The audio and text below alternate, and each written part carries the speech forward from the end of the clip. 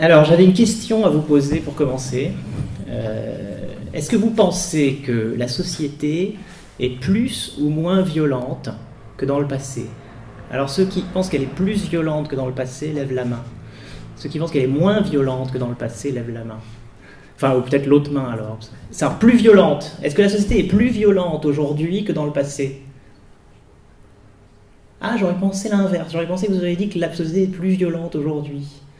Parce qu'il y a tellement d'images de violence, on est tellement bombardé par des séries américaines, des films où on se tue à tour de bras, que la perception, enfin la mienne, et en général, je crois que la perception des gens, c'est plutôt que la société est plus violente, et même les jeux vidéo, quoi, que la société est plutôt plus violente. Alors, le paradoxe de cette histoire-là, c'est qu'en fait, il y a un gros livre de 1000 pages qui vient de sortir, d'un Américain, qui explique qu'en fait la société est beaucoup moins violente, il y a beaucoup moins de morts qu'avant. Et qui donne des exemples assez frappants. Il y avait à peu près 10% d'homicides au Moyen-Âge. Donc, vous aviez 10% sur 100 personnes, il y avait 10 qui mouraient de mort violente. Il y a des épisodes de guerre, de famine, de peste qui sont terribles, où la population européenne perd la moitié de ses habitants, des millions de personnes qui meurent, des conditions absolument épouvantables. Et une des explications un peu contre-intuitives que les gens donnent pour la diminution en réalité de la violence, il y en a plusieurs. Il y a d'abord la création progressivement dans le temps d'États souverains dotés de leur armée, de leur police, qui ont ce qu'on appelle le monopole de la violence légitime. L'État, ça peut servir en partie à ça. Faire en sorte qu'il y ait une seule personne, en quelque sorte, une seule entité, une seule institution qui ait le pouvoir d'exercer la violence. Un policier, par exemple, un militaire, il ne va pas en prison, a priori, s'il respecte les règles du droit, s'il exerce une forme de violence. En revanche, évidemment, pour les autres citoyens, c'est exclu. Donc ça, c'est une manière de canaliser la violence. Une autre manière de canaliser la violence, ou de transformer la violence, c'est le commerce.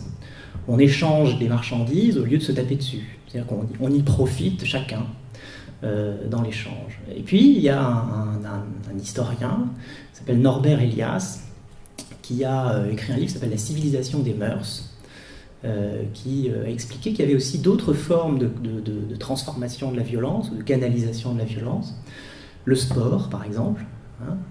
Dans le sport, il y a deux équipes qui s'affrontent. Donc il y a une confrontation, comme ça, parfois un combat si c'est de la boxe, mais enfin ça peut être simplement une confrontation comme au football. Et puis mais on ne se fait pas violence. On ne va pas jusqu'à s'entretuer. On peut se casser le tibia quand on est très très énervé.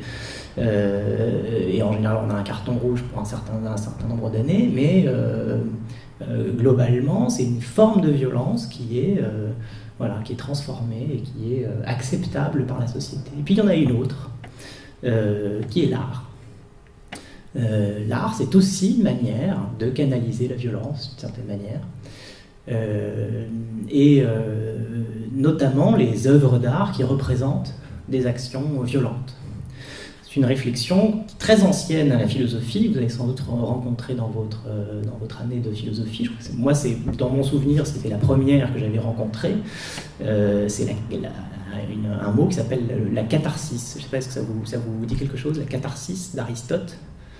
Non. Alors, il y a la partie de la classe qu'il a traitée, puis la moitié de la classe qu'il n'a pas encore traitée. D'accord. Alors, il y a la catharsis d'Aristote, ça apparaît dans un de ses textes qui s'appelle La Poétique, un texte qui analyse les œuvres d'art de son époque, notamment les tragédies. Alors, dans les tragédies grecques, il y a beaucoup de morts, de meurtres, de scènes violentes.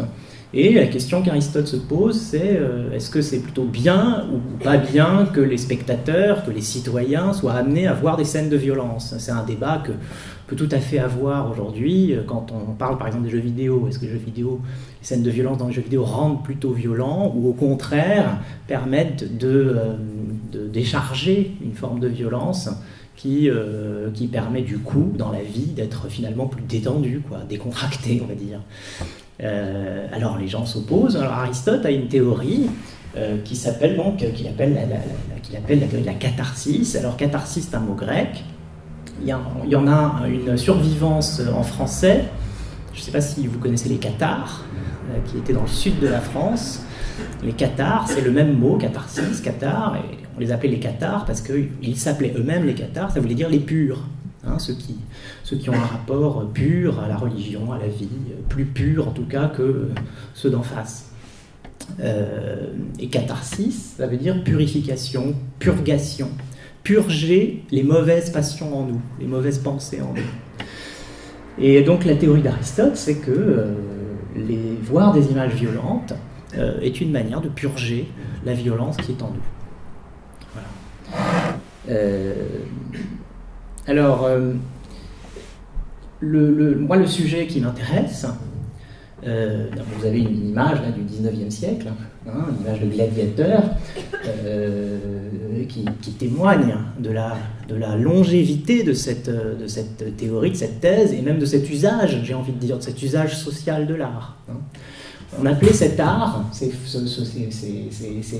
manières de peindre au 19e siècle, très réalistes, très spectaculaires, comme ça, sanglantes, parfois très érotiques, l'art pompier. On l'a appelé l'art pompier. Les gens qui n'aimaient pas cet art l'ont appelé l'art pompier. C'était un art qui en faisait toujours plus, toujours trop, d'une certaine manière, et qui était présenté dans des foires, notamment au Grand Palais, dans des endroits où des milliers de gens venaient, et pour se distinguer, les artistes faisaient des toiles de plus en plus grandes, de plus en plus réalistes, de plus en plus sauvages. C'est une sorte de compétition comme ça pour exister dans l'œil du spectateur et créer un peu de scandale en fait. Hein. Et les gens achetaient ça et ils étaient contents. Ça coûtait très très cher d'ailleurs. Les artistes étaient très très riches à cette époque-là, ceux qui faisaient ce genre de travail. Et puis cet art donc on est fin 19e siècle, hein, on est 1890 par là. Je vous ai dit les dates de Jean-Léon Gérôme, qui est un des plus grands peintres d'art pompier. Vous pouvez retrouver des œuvres de lui au musée d'Orsay, qui est spécialisé dans cette période du 19e siècle. Qu'est-ce qui se passe? 1914, la Première Guerre mondiale, des millions de morts.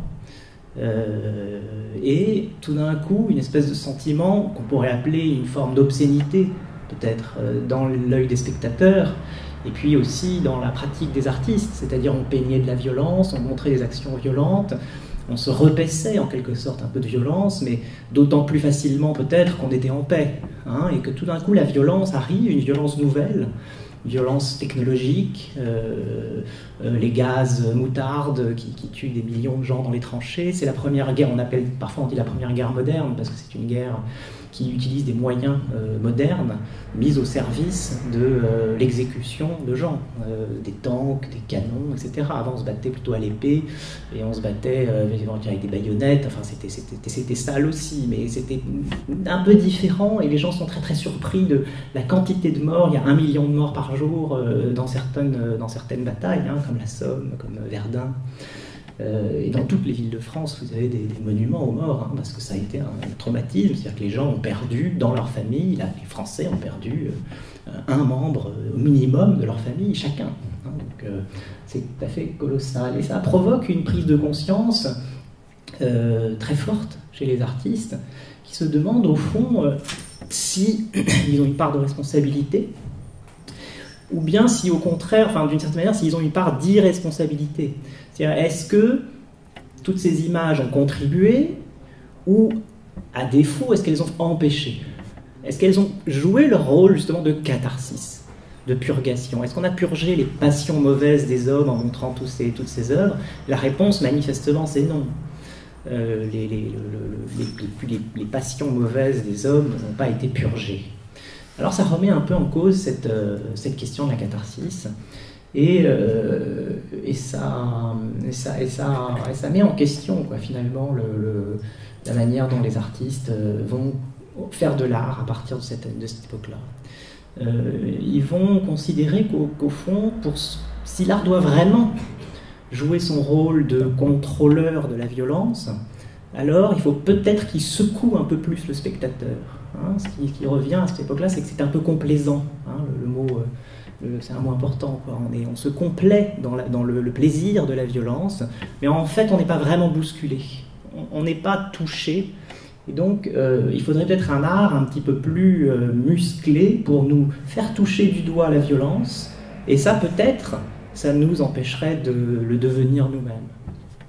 Alors les œuvres d'art, vous avez sans doute remarqué, l'art a beaucoup changé, et les formes de l'art qu'on retrouve aujourd'hui dans des musées sont parfois très très déroutantes.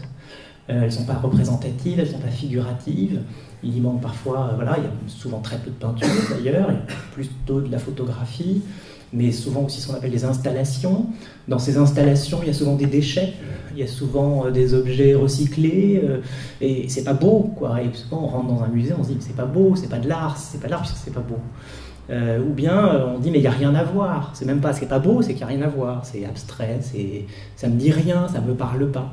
Et je sais, puisque je vous disais, je me suis occupé d'un musée, et donc je sais que les spectateurs, surtout quand ils payent leur place, ils ne sont pas très très contents. Parfois à la sortie, il faut leur expliquer que bon, ben non, c'est pas qu'il n'y a rien à voir, mais c'est que la démarche de l'artiste est particulière. Ben justement, la démarche de l'artiste, c'est de vous bousculer, c'est de provoquer ça parce que contre cet art-là, qui est devenu un art bourgeois, un art qu'on accrochait au-dessus de sa cheminée, ils ont voulu faire des œuvres qui vous rentreraient dedans, en quelque sorte. Voilà, ça c'est un objet qui s'appelle, c'est un œuvre de Giacometti, donc très très grand sculpteur du XXe siècle, qui s'appelle l'objet désagréable. Vous voyez? Donc c'est une sculpture avec une pointe sur laquelle on se pique. Et ça c'est typiquement ce genre de travail qu'on peut retrouver à partir de la modernité. Ça c'est un artiste de l'école de Nice, juste à côté, Armand. Voilà, vous connaissez forcément. Lui il a fait des colères, il appelle ça des colères. Et c'est, il se met en colère, il détruit tout ce qui est chez lui, voilà. On a détruit un violon, mais il a détruit des voitures, il a détruit toutes sortes de trucs. Vous avez César, son alter ego, lui il compresse. Lui il prend des voitures déjà un peu détruites, puis il en fait des espèces de compression. Il y a une exposition au Centre Pompidou sur lui en ce moment. Et il y a aussi des installations, comme je vous disais, d'Armand, où Armand se filme dans sa chambre, il détruit toute sa chambre. Alors au Centre Pompidou, il y avait une exposition sur Armand, on voyait toute sa chambre détruite, avec les déchets quoi, de cette violence en fait qu'il avait exprimée, mais vous pouvez comprendre que c'était une violence qui s'exprimait en quelque sorte pour nous guérir de nos propres pulsions de violence, donc dans cette très vieille tradition qui a près de 2000 ans, et qui nous renvoie à Aristote. Ça c'est un artiste qui va encore un tout petit peu plus loin. Il ne nous montre pas une scène de violence en tant que telle, et lui, il décide de détruire son tableau, la toile elle-même. C'est-à-dire que la violence, il l'exerce comme une personne, vis-à-vis d'une chose, vis-à-vis d'un objet. Donc il a un burin, il a fait des trous. Il a aussi fait des fentes avec un rasoir dans ses tableaux. Et on est au cœur là, de cette histoire un peu étrange, quoi, qui parfois nous désarçonne. Ça, c'est carrément fou. Ça, c'est un artiste qui vient avec du sang de bœuf. Hermann Nietzsche, il fait partie des actionnistes viennois, ils se recouvrent de sang, ils font des choses absolument épouvantables qui sont dignes d'un film d'horreur. Donc, je ne sais pas si vous aimez les films d'horreur, moi je déteste les films d'horreur, c'est des genres d'images qui me sont un petit peu difficiles à regarder, mais elles font partie de ce patrimoine de l'art contemporain qu'on arrive à s'expliquer, effectivement, encore une fois, sur le fond de ce que les artistes ressentent et veulent nous faire ressentir. Ça, c'est une autre forme de violence. C'est plus bizarre. C'est un urinoir. Donc un artiste, Marcel Duchamp, a posé dans un musée. Alors ça, c'est une violence qui fait, au fond, à nos habitudes. Un urinoir, c'est pas beau. Un urinoir, c'est pas un objet d'art. Et puis c'est une violence qui fait au musée aussi, qui ridiculise un peu le musée, quoi. Il vous dit, aux œuvres d'art, voilà ce que j'en fais, quoi. Je faisais partie d'un mouvement qui s'appelait Dada. Qui était un mouvement qui, justement constitué en 1914, 1917, au cœur de la guerre, a été pacifiste, antimilitariste, et s'est exprimé, voilà, ça a exprimé son dégoût de la société en faisant des choses absurdes. L'absurde, c'est une forme de violence, parce que c'est sans raison.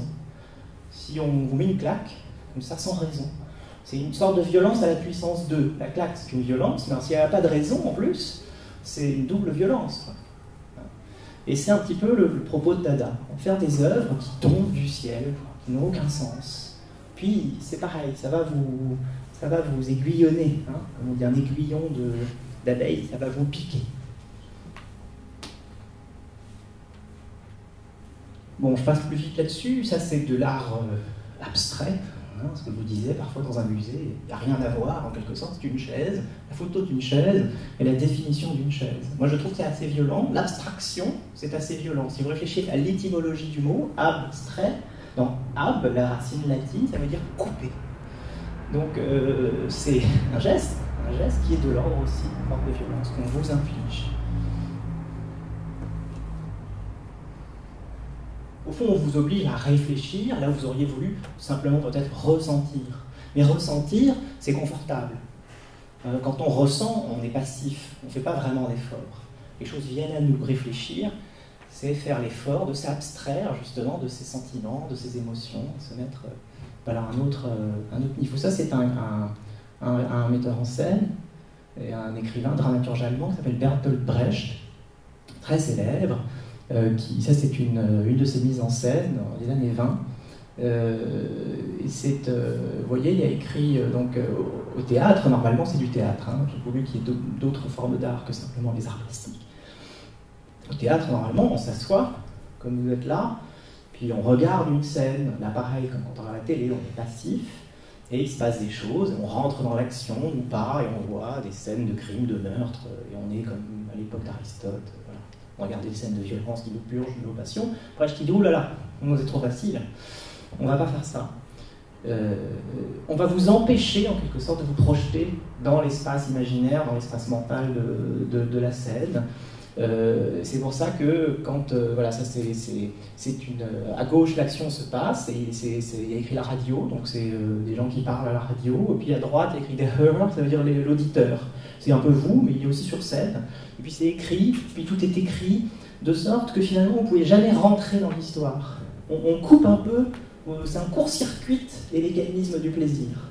Hein, et c'est pareil, parfois on pense que c'est un art qui est un peu intellectuel, intellectualiste.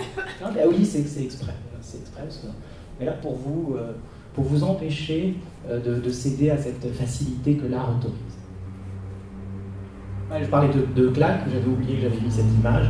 Marina Abramovic, c'est une performeuse, alors elle fait des performances, vous allez la voir, vous vous asseyez en face d'elle et vous mettez une claque.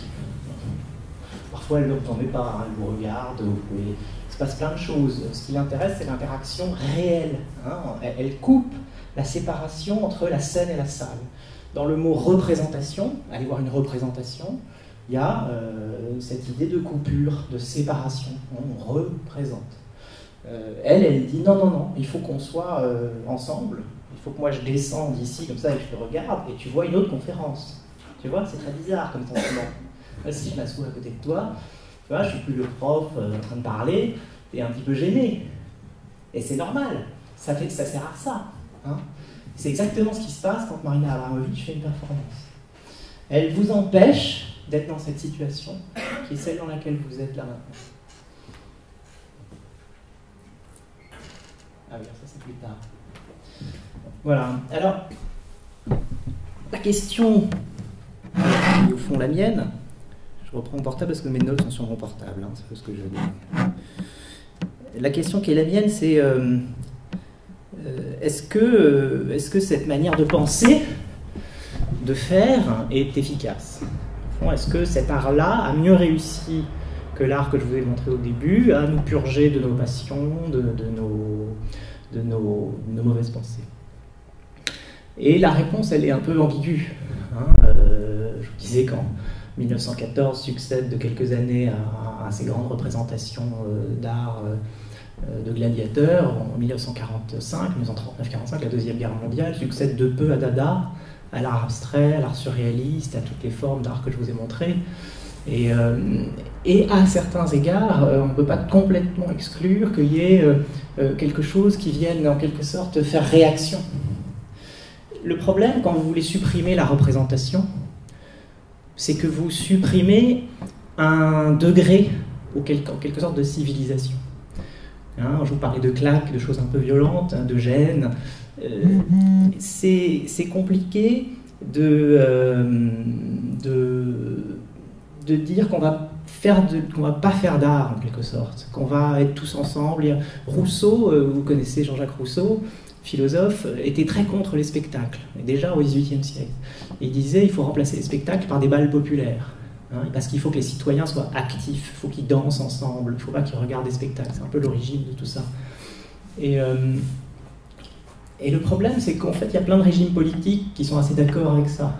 Que ça les arrange bien, en fait, qu'on soit tous en train de danser, hein, qu'on fasse des bals populaires, etc., qu'on ne soit pas dans la distance. Il y a un mot important, la distanciation. Brecht, il dit, il fait un théâtre de la distanciation. Oui, mais en même temps, d'une certaine manière, il dit que la distanciation, c'est bien, et puis en même temps, c'est ce dont il faut se passer, quoi. C'est très bizarre comme ambiguïté. L'art contemporain va sans cesse osciller entre les deux. Dénoncer la distance, et parfois, essayer de l'abolir. Donc vous avez des compagnies, je parlais de Marina Abramovic, des compagnies comme le Living Theatre, qui sont des compagnies de théâtre où il n'y a plus de spectateurs, on est tous ensemble, etc. C'est quelque chose qui peut effectivement être gênant. C'est une société dans laquelle on conteste qu'il y ait un représentant, par exemple, qu'il y ait des députés, un président, un ministre, parce qu'ils sont distants, hein, et que cette distance nous fait violence. Et qu'elle nous dérange, et qu'on voudrait, au fond, être toujours dans des assemblées coopératives, consensuelles, où on vote tous ensemble les lois. Donc c'est une mise en cause aussi des représentants. Mettre en cause la représentation, politiquement, ça équivaut à remettre en cause aussi les représentants. Et donc ça a des implications qui sont quand même dangereuses. Ça peut être aussi, on l'a vu avec le sang, une régression vers des pulsions tribales, animales, où justement, parfois la réflexion n'est pas forcément convoquée. Alors bon, voilà, j'oscille, j'ai pas d'avis, mais vous voyez qu'on oscille toujours entre les deux. Soit c'est hyper rationnel, soit c'est hyper émotif, mais c'est toujours autour de cette notion qu'il y a quelque chose qui nous gêne. La représentation, ça nous gêne, c'est entre nous. Et il faut que ça soit supprimé, et on dit souvent qu'on est dans une société de l'instant, de l'immédiat, du caprice, où on veut supprimer les intermédiaires. Ben, il y a un petit peu de ça malgré tout dans l'art contemporain. Et je parlais de jeux vidéo, un des paradoxes de cette société contemporaine en termes d'esthétique, en termes d'art, c'est que justement, on n'est plus tellement passif, hein, on est souvent très actif, on est même activé, hein, par les distributeurs de contenu. Une des choses qui rend très addictives les réseaux sociaux, c'est qu'on nous demande d'activer, de liker, de retweeter, de reposter. Et dans cette activité, on tombe en quelque sorte dans une sorte de tourbillon comme ça, et on ne se rend plus vraiment compte, on perd un peu le sens de la distance. Et l'idée, c'est précisément ça, c'est de perdre le sens de la distance. Provoquer des comportements plus impulsifs. Parce que quand on est impulsif, on réfléchit moins, quand on réfléchit moins, on est évidemment plus susceptible d'acheter des choses, de faire des choses qu'on nous dit de faire. On n'est plus tout à fait maître de ses désirs. Donc en fait, on peut se dire qu'il y a une forme d'ambiguïté dans ce travail, et certains artistes s'en sont rendus compte et ont essayé de produire un art qui pourrait résoudre en fait ce paradoxe, cette forme d'impasse. Mais pour ça, il faut réussir à comprendre que toutes les violences ne sont pas forcément mauvaises. Au fond, là, on n'a parlé que d'artistes qui veulent supprimer la violence dans la société, alors par des moyens différents, soit en la montrant dans des œuvres, soit au contraire en nous faisant violence par rapport à ces œuvres, pour nous obliger à sortir, hein, de notre passivité. Mais est-ce que toutes les violences doivent être supprimées? Ça, c'est une vraie question philosophique. Est-ce que toute violence est mauvaise? A priori, oui. Mais en fait, il y a des violences qui sont nécessaires dans la nature. Il faut que les cellules meurent pour que des nouvelles puissent apparaître. La mortalité est inscrite dans nos gènes, parce que c'est ce qui permet le renouvellement. Il faut que les feuilles usées tombent pour que les nouvelles poussent. Il faut que certains arbres disparaissent pour que d'autres puissent apparaître. C'est une tragédie, la tragédie de la vie en quelque sorte, mais sans laquelle il n'y a pas de nouveauté. La nouveauté, la création, complètement consubstantielle à une forme de violence qui nous est infligée par la nature au point le plus primitif de notre être. il y a une violence qui est plus amusante, si je veux dire, c'est la frustration. La frustration, c'est très créateur. Si on vous frustre d'avoir quelque chose, on vous fait violence. Mais, par exemple, vous allez pouvoir devenir plus imaginatif pour l'obtenir. Vous allez devoir faire marcher votre cerveau et vous allez peut-être inventer des trucs. Et donc, vous allez devenir en quelque sorte plus intelligent que si vous aviez tout qui vous était toujours servi sur un plateau. Les animaux, on les voit très bien dans les zoos, on fait des expériences, on fait des choses d'enrichissement, on appelle ça de l'enrichissement. On leur met leur pomme du jour, on la plante, on la cache derrière un arbre, parce que ça stimule les animaux à inventer des choses, ça les empêche de s'ennuyer, de dépérir. Donc on a besoin de ces stimulations, on a besoin parfois qu'on fasse un petit peu violence.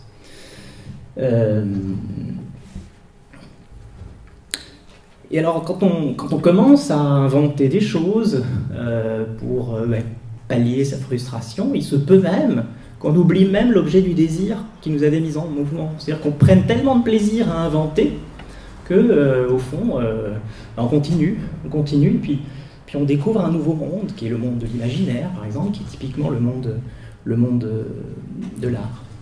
Alors, il y a un personnage très important à l'autre bout de l'échelle philosophique qui s'appelle Freud, qui est le fondateur de la psychanalyse, et qui, en 1905, a inventé un mot qui fait vraiment pendant à la catharsis d'Aristote, qui est le mot sublimation. Sublimation, c'est un mot important de notre époque, qui ne veut pas dire tout à fait la même chose. La catharsis, ça consiste à purger ses passions. Donc, on va avoir des choses violentes, parce qu'en voyant des choses violentes, on est purgé de ses propres pulsions violentes. La sublimation, c'est l'idée que la violence ne doit pas être supprimée, elle doit être transformée. Qu'on peut se servir de la pulsion active qu'il y a dans la violence pour en faire quelque chose. Et pour Freud, la sublimation, c'est le ressort même de la civilisation. La civilisation, notre civilisation est possible parce qu'on sublime nos pulsions. On n'est pas tous des bêtes en train de se déchirer pour nos caprices. On peut le devenir, ça peut arriver, mais globalement, on se retient. Et on sublime nos pulsions pour en faire autre chose. Et pour Freud, justement, l'art, puisqu'on parlait d'art, c'est une des formes possibles de la sublimation. Dans l'art, il y a effectivement de la violence. Mettre une toile, même pour l'artiste en premier, peindre, c'est une forme de violence qu'on se fait à soi-même parce qu'on n'est pas dans le paysage. On n'est pas en train de jouer, on s'est séparé du paysage et on le peint. Et les artistes disent tout le temps leur souffrance, en fait. Ils peignent pour être davantage encore dans le paysage, mais en fait, ils sont obligés de s'en séparer pour pouvoir y être. C'est un paradoxe qu'on peut éprouver aussi quand on regarde des œuvres. Effectivement, il faut qu'on se mette dans une certaine situation de frustration pour pouvoir profiter de l'imaginaire qu'un artiste nous propose. Si je trace un trait sur une ligne, c'est comme une coupure. Mais c'est aussi le début d'une histoire. Ce trait peut prendre plusieurs formes et il y aura dedans un visage. Et ce visage, c'est le début d'une histoire qui est celle de l'imaginaire. J'ai cassé quelque chose en moi pour accéder à un autre niveau de compréhension et de vie spirituelle, en quelque sorte. La philosophie, c'est aussi une forme de violence. C'est une forme d'esthétisation de la violence. Il y a aussi de la violence dans des endroits où on pense qu'il n'y a absolument aucune violence. Un philosophe, c'est quelqu'un qui fait quoi? Il analyse. Le mot analyser, ça veut dire séparer, découper. Il tranche entre le vrai et le faux. On revient sur le motif de la coupure. Parfois, on dit qu'il faut creuser un concept, il faut creuser une idée, comme on creuserait une molaire. Moi, je me suis souvent demandé pourquoi j'avais voulu être philosophe.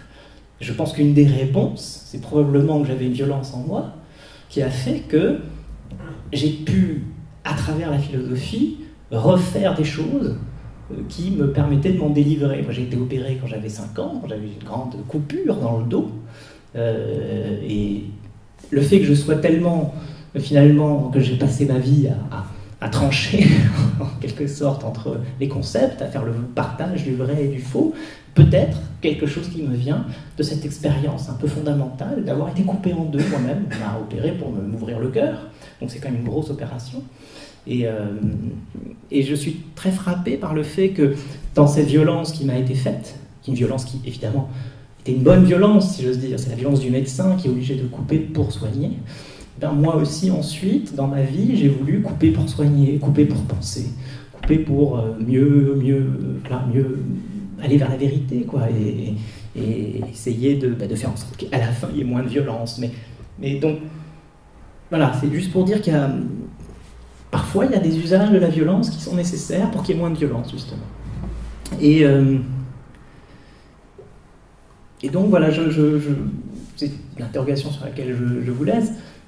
Il me semble qu'il y a, dans l'art contemporain, des manières de se rapporter à ça. On a vu tout à l'heure une œuvre qui est vraiment importante dans l'histoire de l'art contemporain. L'Urinoir de Duchamp, on peut le voir, donc, comme je l'ai dit, comme une œuvre qui vient nous faire violence. Mais c'est aussi une œuvre qui est là pour provoquer une sublimation. Pas seulement une catharsis, aussi une sublimation. Au fond, on peut la voir à la fois comme le propos que tout l'art contemporain, c'est de la merde, c'est pour ça que c'est un urinoir, que l'art en général, c'est nul, ça vaut aussi peu que ça.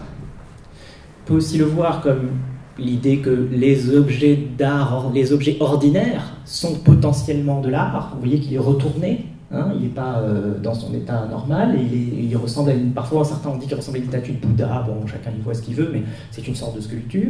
Donc quand vous arrivez devant cet objet, ce que Duchamp vous invite à regarder, c'est vous-même.